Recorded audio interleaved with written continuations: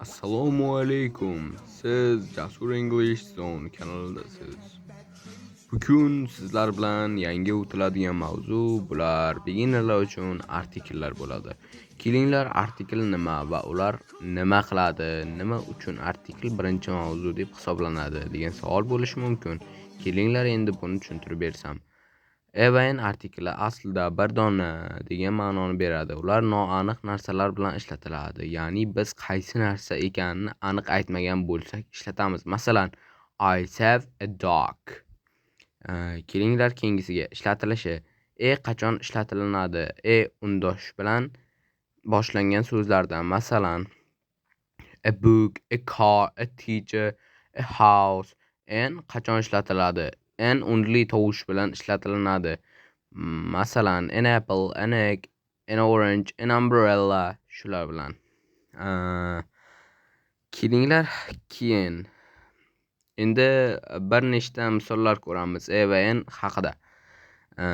Masalan, bilan boshlanadigan misollar. I have a book.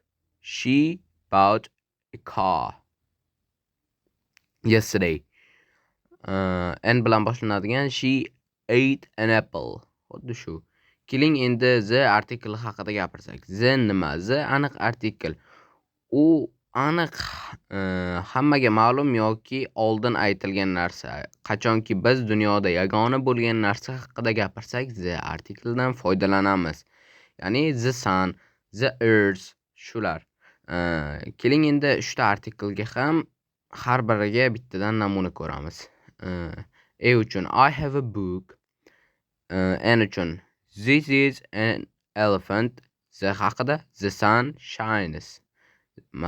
Ya'ni quyosh porlaydi. She shunaqa. Activity time. Keling endi barchasini takrorlab olsak.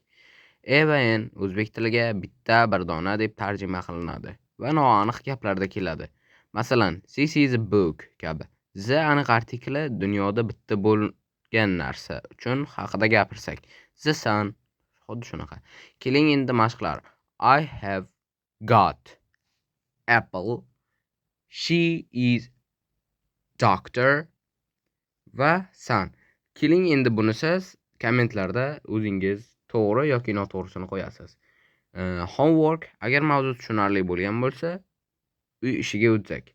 Uy ishi mana shu 3 ta artikelni hammasiga ikkitadan gap yozib tarjima qilib tashlang.